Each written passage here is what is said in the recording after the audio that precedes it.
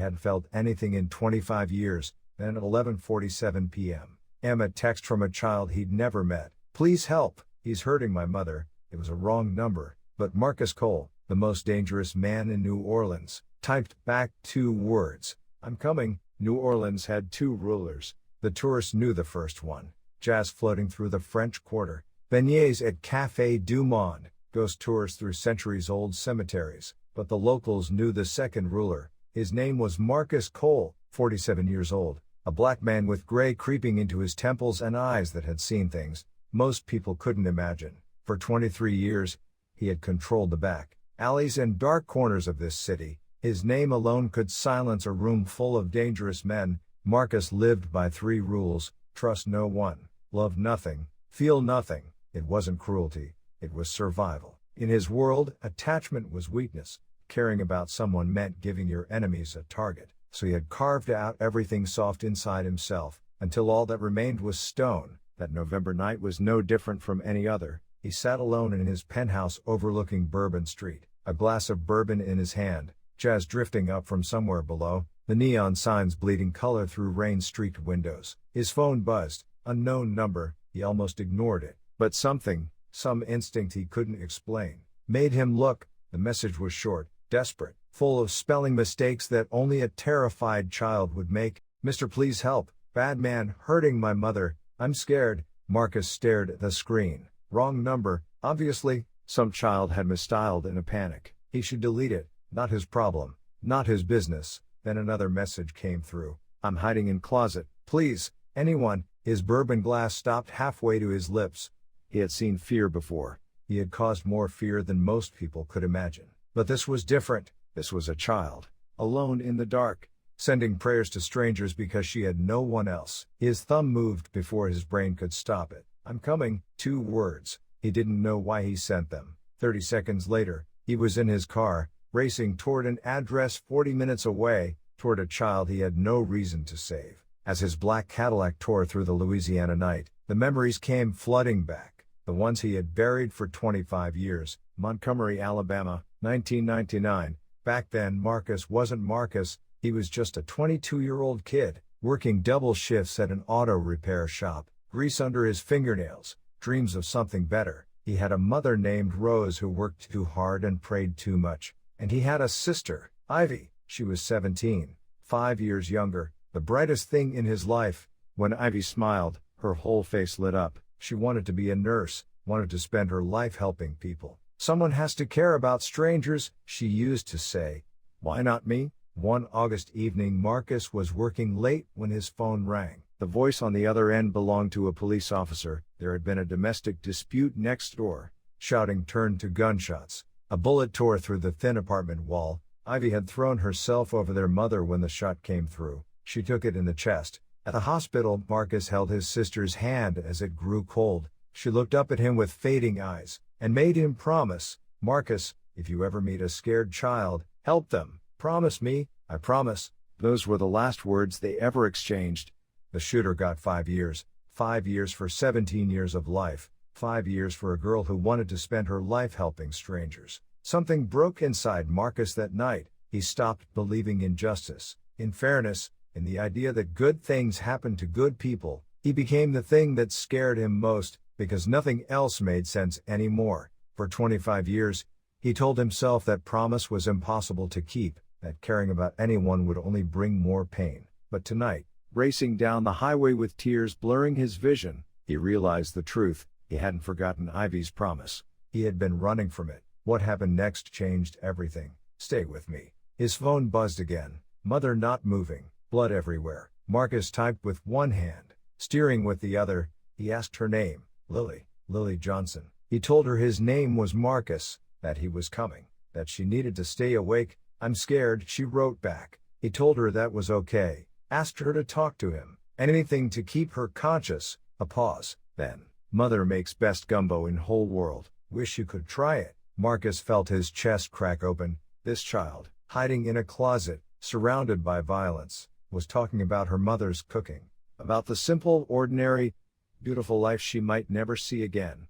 "I'd love to try it," he wrote back. "Ask your mother to make some when she wakes up." "Okay, keep talking, Lily." I'm in third grade. My teacher, Miss Patterson, is nice. She says I'm good at reading. Then the message that turned his blood to ice. Mr. Marcus, I hear footsteps again. Don't make a sound. I'm 1 minute away. He killed the headlights, pulled up to a rundown house on the outskirts of Baton Rouge, paint peeling from wooden siding, porch sagging in the middle, a torn screen door hanging from one hinge.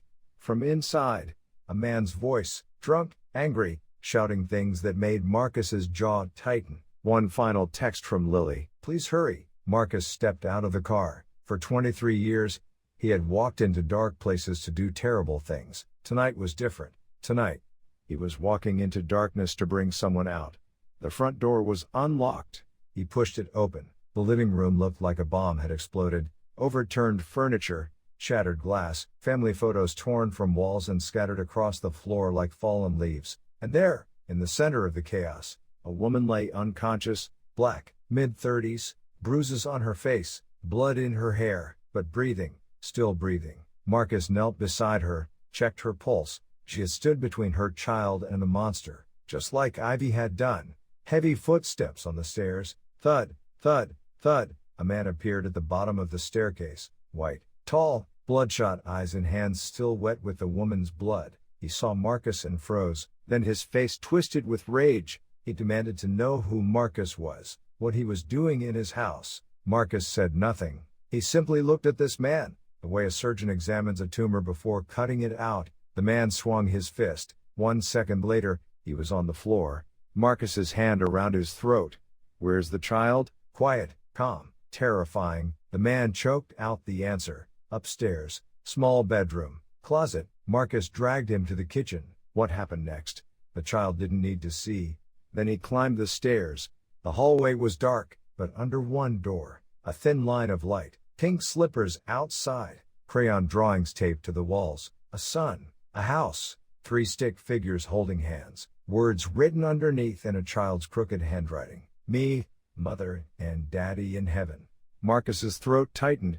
This child had already lost her father. Tonight, she had almost lost everything else. He knocked softly, said his name, told her the bad man was gone. Silence, then a small voice from inside the closet. You promise? I promise. The door creaked open. A little black girl in pink pajamas stood there, 8 years old, maybe 9, clutching a worn stuffed rabbit like her life depended on it, and when Marcus saw her face, his heart stopped. She looked exactly like Ivy, the same eyes, the same desperate hope, the same need to believe that someone, anyone, would save her. Are you really Marcus? She whispered. The one who texted back? He knelt down to meet her eyes. I'm really Marcus, and you're safe now. She stared at him for a long moment, then she ran into his arms, and held on like she would never let go. If this story touches you, subscribe. It means more than you know. Marcus carried Lily downstairs and sat her beside her mother. The little girl immediately took Cheryl's hand, started talking to her, even though she couldn't hear. Help came, Mother. A nice man named Marcus saved us. Everything's going to be okay now. Marcus watched this child, who had been through hell, comforting her unconscious mother, and something inside him shattered completely. He thought about all the wasted years, all the darkness he had created, all the pain he had caused, and here was this little girl, thinking of someone else. He called for an ambulance, then sat on the floor beside her. Lily looked at him with those big brown eyes. Why did you come? He didn't know how to answer. Most grown-ups don't care about children they don't know. She said it like a fact, something she had learned too young. Marcus was quiet for a long time, then he told her about Ivy, about the sister who was the kindest person he ever knew, who died protecting their mother, who made him promise to help scared children. Did you keep that promise? Lily asked. Marcus shook his head slowly. For 25 years, I broke it, every single day. Lily reached out and took his hand, her small fingers wrapped around his weathered ones. Maybe that's why Ivy sent me to you. Marcus couldn't speak. It wasn't a wrong number, Mr. Marcus. It was exactly right. The ambulance arrived with the dawn. Cheryl opened her eyes, saw her daughter first, then the stranger sitting in her destroyed living room. Lily explained everything. Cheryl's eyes filled with tears. She asked why. Why would a stranger drive through the night for people he'd never met? Marcus didn't have an answer that made sense. He just said her daughter was the bravest person he'd ever met. Through the hospital window, the Louisiana sun was rising. Marcus spoke to Ivy in his heart. I finally kept my promise. It took 25 years, but I did it. I'm sorry it took so long. I won't forget again. 6 months passed. Spring came to Louisiana. Magnolia trees bloomed white and fragrant along quiet streets. On the outskirts of Baton Rouge, a small house with fresh yellow paint stood at the end of a tree-lined road. Every Sunday, a black Cadillac pulled into the driveway. Lily would burst through the front door. Before Marcus even turned off the engine, "You came. I always come." Inside, Cheryl had gumbo simmering on the stove, cornbread in the oven. The house smelled like home. Marcus had become part of their lives. He taught Lily chess. She was getting good, might beat him soon. He helped with homework. Math was her least favorite, but she tried harder when he was there. Sometimes they just sat on the porch, watching the sunset paint the sky orange and purple. Not talking, just being together. That was enough. On Lily's 9th birthday, she blew out the candles and made a wish she wouldn't tell anyone. Then she cut a slice of cake and handed it to Marcus. "This one is for Ivy," she said. "You eat it for her." Marcus took a bite. Chocolate cake with vanilla frosting. For the first time in 25 years, sweetness didn't taste like ash. It tasted like something he thought he'd lost forever: hope. His organization had new rules now. Anyone who hurt women or children answered to him personally. There were no second chances, no excuses. The man who felt nothing had found something to feel. The man who trusted no one had found a family. The wrong number had been exactly right. Lily was correct all along. Ivy had sent that text to him, not because he deserved it, but because somewhere, in whatever place kind souls go when they leave us, a 17-year-old girl was still keeping her promise to, still caring about strangers, still believing that her brother could be saved. And she was right. Marcus Cole, the most feared man on the Gulf Coast, had finally become the man his sister always knew he could be, all because an 8-year-old girl sent 2 words to the wrong number. "Please help." That text was sent to the wrong number, but it reached exactly the right person. 25 years of darkness, undone by 2 words from a stranger's child. It's never too late to keep a promise. Share your story in the comments. Pass this to someone who needs it.